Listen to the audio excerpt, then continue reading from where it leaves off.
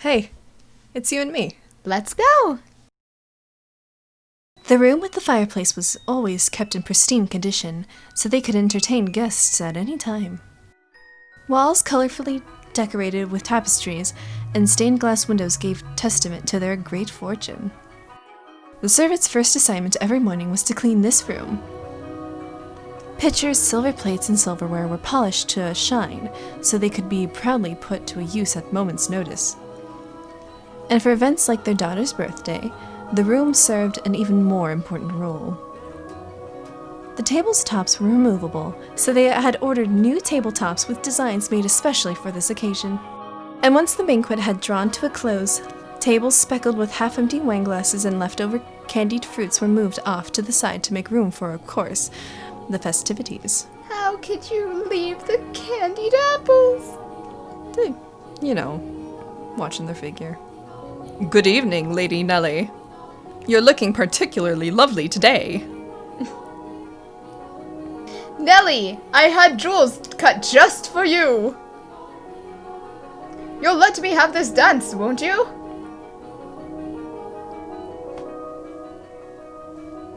Oh, she looks so fed up. I'd be too. Ah! What's the matter, Nellie? You look exhausted. These are pretty good. Want one? He's just there eating in the corner while she's like miserable. I mean, same. I know you like sweets. There are apples candied in rock sugar, I think. Oh, so it's not exactly our candied apples. You disappoint me, dearest Mel.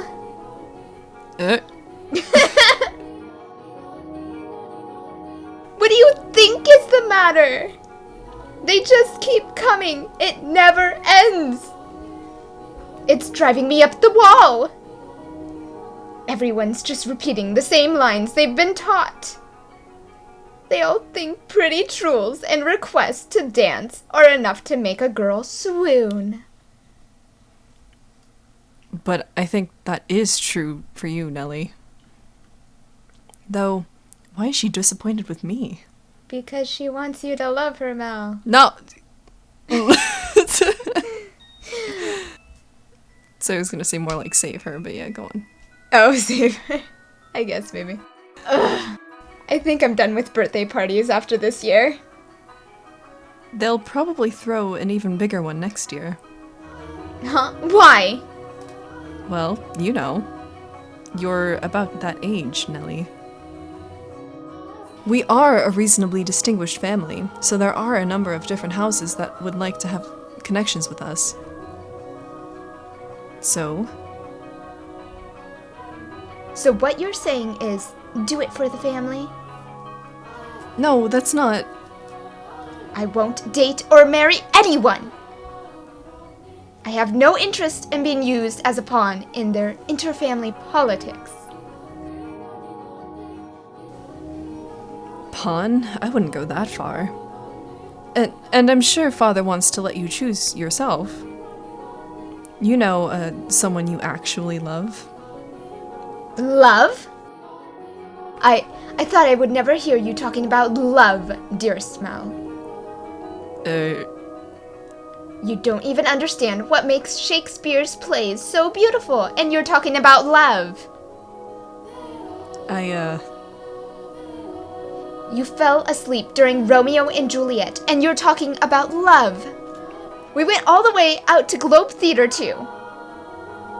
Well, pardon me for being ignorant when it comes to romance and the arts. But you're not, Nellie. Shakespeare's make-believe story made you cry like a baby. Oh. Anyone would cry at that. You'd have to be crazy to sleep through it. That's not what I'm saying. Someone as emotionally vibrant as you, Nellie, would have no problem finding love. Dearest Mel, we should dance. How about no?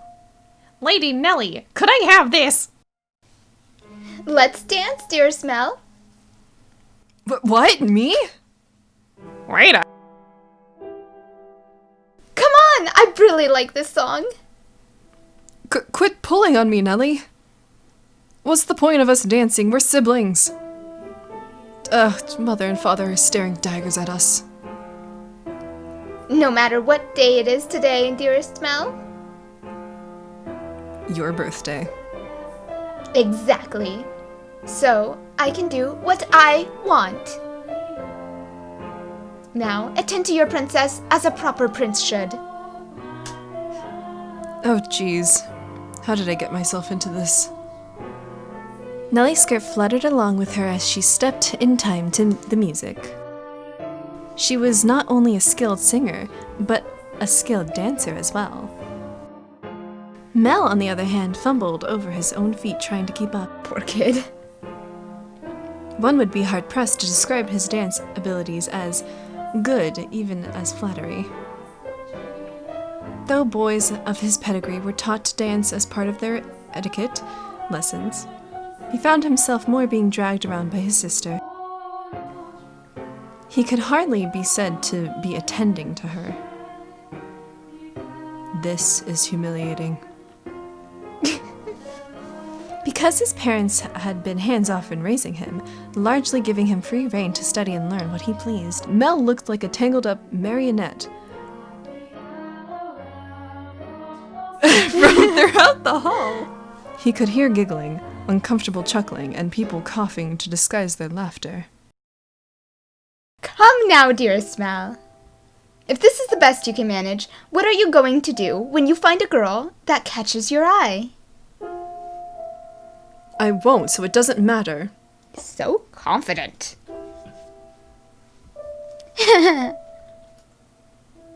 Follow my lead, Mel. 1, 2, 3. 1, 2, 3. Nellie alone enjoyed her time dancing with her brother, and quite thoroughly. At that. That just sounds wrong. It does, but we ignore it. It did not matter to her that he moved awkwardly or the guests were giving them cold stares. It was their parents who first cracked under the pressure. Just as their father was about to give an exaggerated cough to stop the music, a ruckus suddenly swelled up near the entrance. Oh no! What could that be? Who knows? Whatever's going on, I've been spared. The music came to a stop, and the party guests began bustling.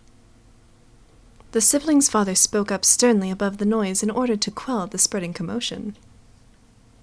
He ordered the servants to investigate, had the music restarted, gave a short apology for the interruption, and set the party back on course. I went to go check on the entrance with the other servants, as I recall. Oh my, why are you looking at me like that?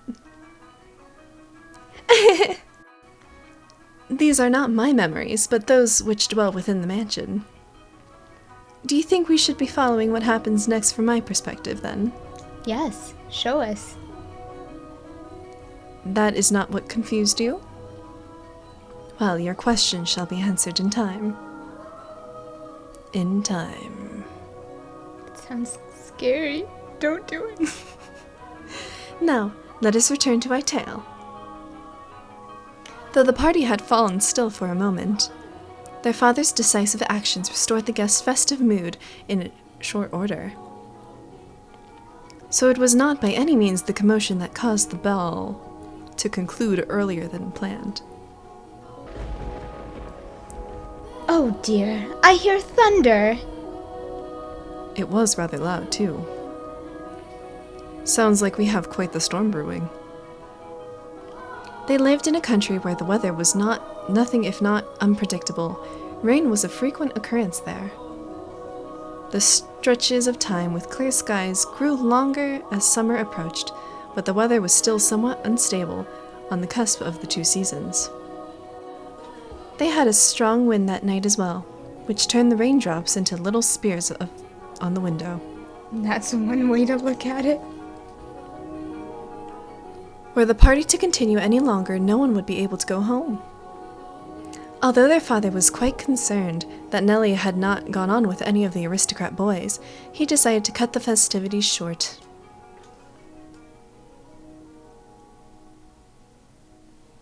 Thank goodness it ended early.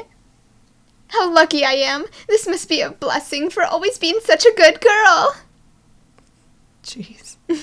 I'm not sure having your own birthday party cut short counts as lucky. But it was no fun. I can't help if I'm not enjoying myself. And for heaven's sake, Arthur was here. Not Arthur. Ew. I have no interest in dancing with such a dunce. Nerd. Arthur? Who's that again?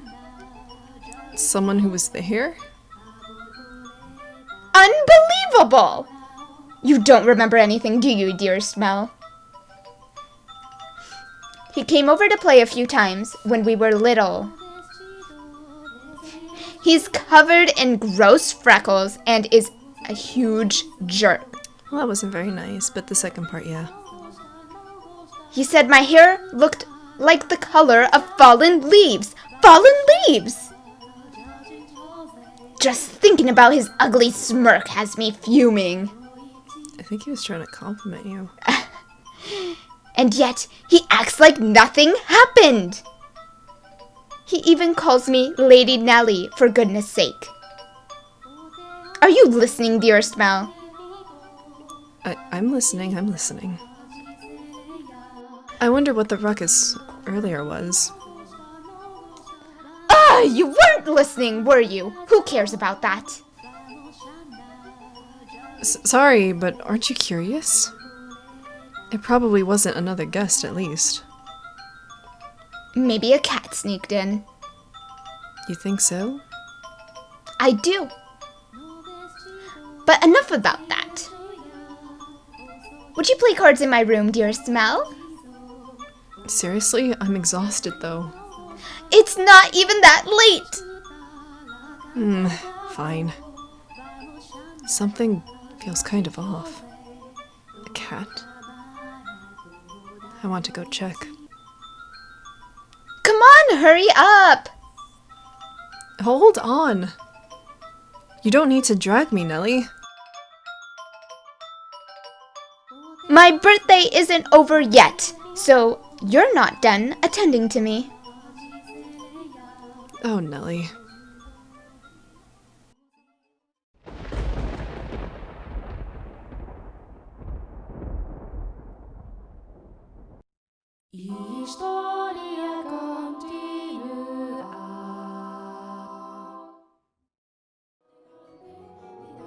Party time!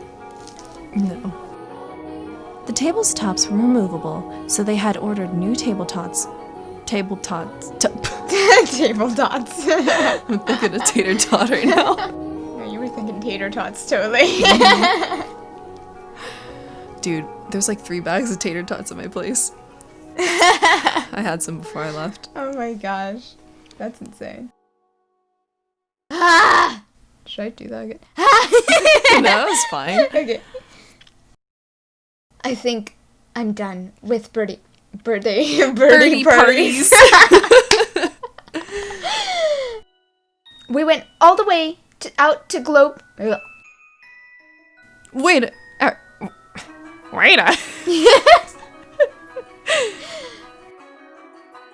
Because his parents had been hands-off in raising him, largely giving him free rein to study and learn what he pleased, Oh. Thanks. From throughout the hall. There's no way to go back. Oh well, no, just accept it as truth unless you want to go back to the save and go, oh come on. Why? Because...